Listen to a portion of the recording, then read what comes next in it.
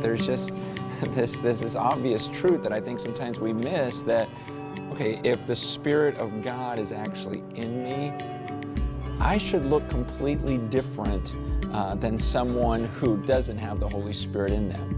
And if the Holy Spirit is in the midst of our gatherings, then our gatherings should look supernatural and should look different than anything that the world could copy.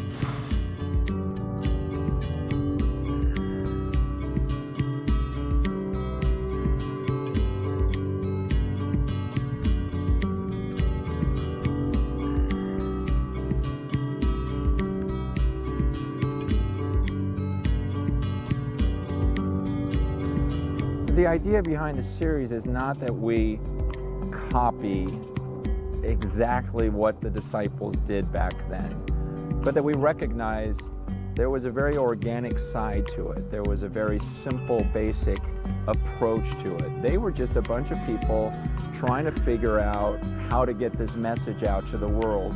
And as that happened,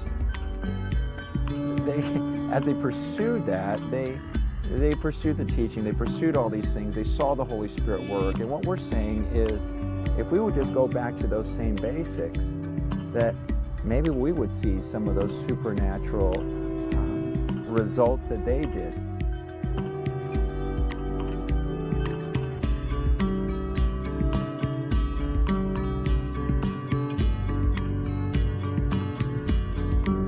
Not that everything's going to be exactly the same, but the calling is the same. The Holy Spirit is the same.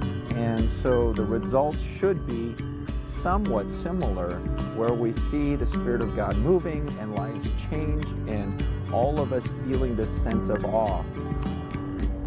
Different things could take place, but there ought to be a consistent love, there ought to be a consistent fellowship, a focus on the same teachings, and all of us experiencing that same supernatural Holy Spirit.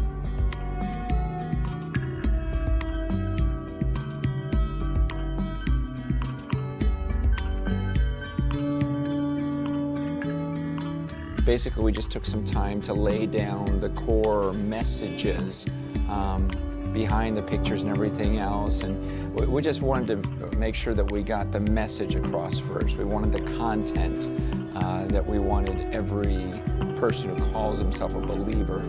What are those words we wanted them to hear? And so that's what we captured on film today.